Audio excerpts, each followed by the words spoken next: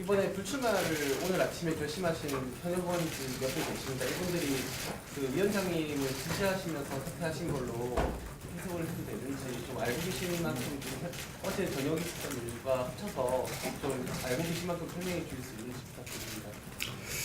예, 이미 언론을 통해서 조금 보도가 됐는데요. 어떻게 이렇게 자세히 보도가 됐는지 모르겠는데 어저께 등록 거부를 함께 하기로 했던 분들을 한 분 한 분 일일이 찾아뵙고 어떤 분은 2번까지 만나가면서 간곡하게 저를 지지해 줄 것을 부탁드렸습니다.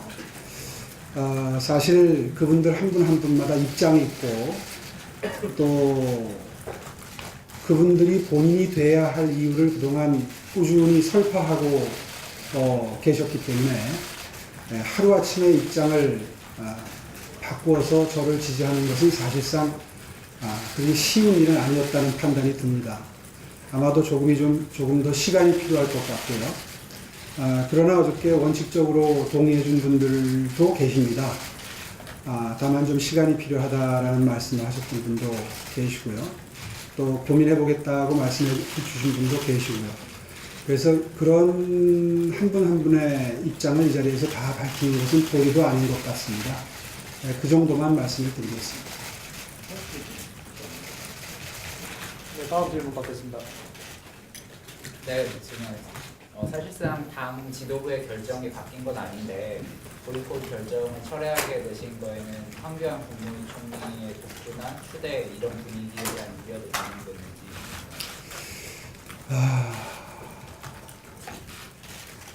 두 가지로 설명드릴 수 있겠습니다. 이번 5.18 광주 민주화 운동 관련해서 참 일어나지 않아야 될 일이 일어났습니다. 그런데 이러한 변화가 일회성일 수 없다는 위기감이 생깁니다. 지금 우리 당의 지지율이 약간 상승하는 그런 추세에 있고, 그리고 문재인 정부의 실정과 무능이 도를 넘어서고 있기 때문에 생기고 있는 국민들의 불만, 분노 이런 것이 계기가 되어서 우리 당이 점점 더 자신감을 찾아가는 것까지는 좋은데 우경화하는 것 아닌가 하는 그런 우려를 금할 수가 없습니다. 사실 우리 정당은 우파 정당입니다. 우파 정당의 스펙트럼에서 좀 더 가운데 쪽, 다시 말해서 개혁 보수의 입장을 보강을 해도 중간지대에 있는 국민들의 마음을 얻어오는 것이 쉽지 않은 상황인데 점차 이렇게 우경화해 가면서 오히려 국민들의 마음과 괴리되고 유리되는 일이 앞으로도 반복될 수 있다는 위기감이 저를 매우 걱정스럽게 만들었습니다.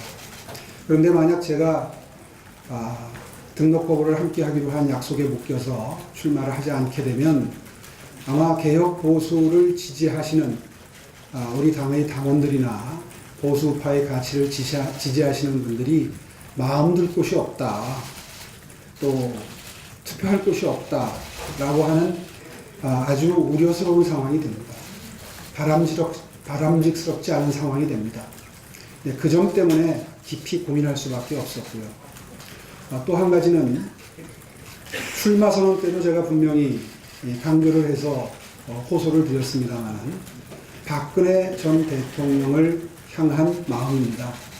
사실 두 전직 대통령이 모두 수감되어 있는 상태이고 그 수감 기간이 길어지면서 우리 보수를 지지하는 분들 그리고 우리 당원들의 마음속에는 굉장한 애처로움과 안쓰러움이 자리 잡기 시작했습니다.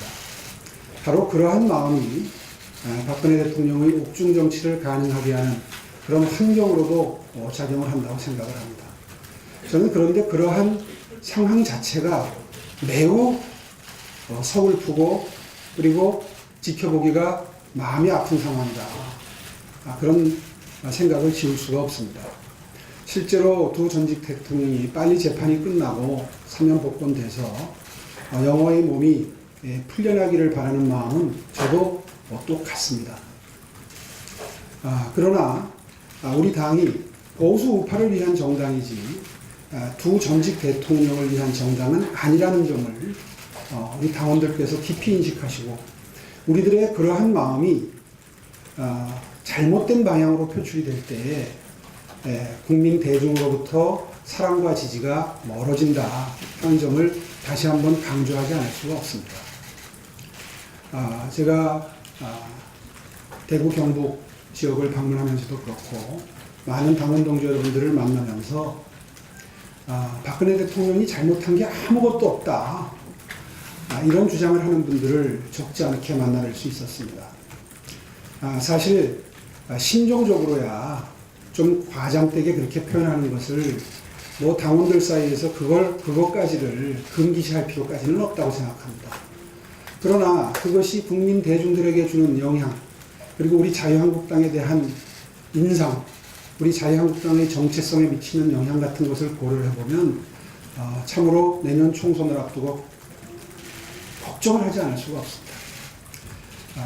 이러한 점 때문에 앞으로 남은 기간 동안 그 점에 대해서 우리 당원 여러분들이 이 문재인 정권을 향하는 분노, 이것을 넘어서서 그 분노를 좀 더 다스리시면서 정제된 형태로 내년 총선에 이길 수 있는, 그래서 결과적으로 총선에서 이기고 대선에서 이겨서 문재인 정부를 심판하고 그리고 나라에 잘 못 가고 있는 길을 바로잡고 그리고 우리나라의 미래를 위해서 모두 합심협력해서 나아갈 수 있는 그러한 정치 환경을 만들 필요가 있겠다라는 점을 호소드릴 주자가 없다, 이 당에. 그 점 때문에 오랜 고민의 기간을 거쳐서 오늘 어저께 함께 등록 거부를 하기로 했던 분들께 양해를 구하고 또 동의를 구하고 그리고 오늘 이 자리에 서게 됐습니다. 네, 다음 질문. 시장이 이번에 5.18 공청회 사태를 통해서요, 너무 당이 극우적인 성향 때문에 출마하게 되니까 말씀하셨는데, 그러면 뭐 그게 꼭 유일한 이유는 아니고, 예, 그렇습니다. 네. 최근에 이제 그 사태가 난 다음에 네. 출마 이전에서 말씀 안 하신 걸 추가로 말씀하셨다. 근데 여야 사당에서 그럼 윤리 제소를 추진하고 있는데 여기엔 동의하시나요? 윤리 제소가 됐던 우리 당내에 징계 논의가 됐던 진정성 있는 입장 표명이 반드시 필요하다고 생각합니다.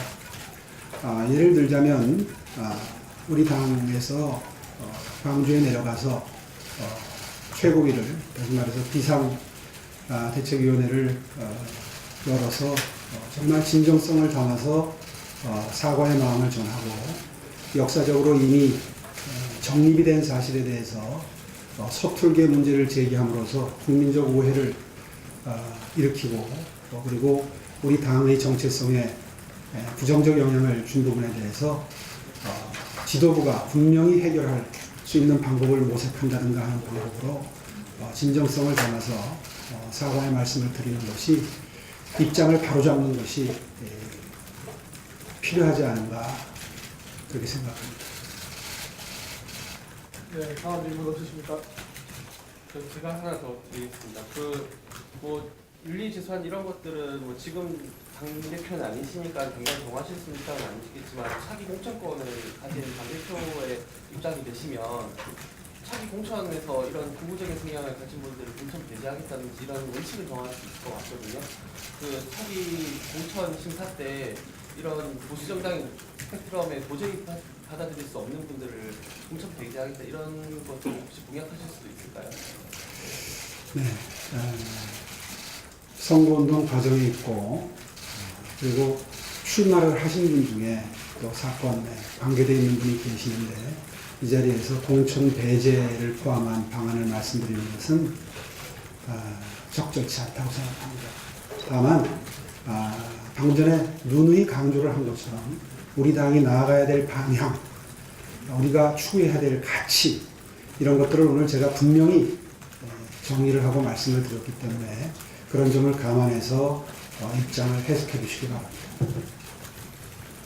당의 비상식적인 결정은 아직도 공략이 어렵다, 이런 말씀을 서두에 하셨는데 지금 이제 당권 경쟁에 복귀를 하시면서 어떤 이 부분에 대해서 재발 방지라든지 그런 부분이 좀 대책이 필요하다고 보십니까? 다시 출마의 입장을 분명히 하는 마당에 이 자리에서 그 부분에 대해서 다시 언급하고 싶지 않습니다. 당이 그동안에 조금 부족했던 부분들을 스스로 인정하고 그리고 몇 가지 언급한 부분이 있는데 어저께 김병준 위원장님께 그 부분에 대해서 더 이상 개의치 않겠다는 말씀을 분명히 드렸습니다. 뭐 토론의 횟수를 몇 번을 하든 또 연설의 횟수를 몇 번을 하든 그리고 그 형식을 어떻게 하든 그건 전적으로 선관위의 판단에 맡기겠습니다. 네, 추가 질문 없으시면 이 정도로 마치고 박근혜 대통령은 이렇게 나름 좀 선을 그은 것으로 TK 표심이 사실은 절대적인데 좀 경쟁력이 있다고 보시는지 어떤 부분에서 본인이 좀 표심을 얻을 수 있다고 보시는지. 선거를 앞두고 표를 의식하지 않을 수 없는 후보자의 입장에서 오늘 드린 말씀이 TK 정서에 어긋나는 부분이 있다는 것도 제가 모르지 않습니다. 그렇기 때문에 선거전에서 불이익을 본다고 해도 감수할 생각입니다.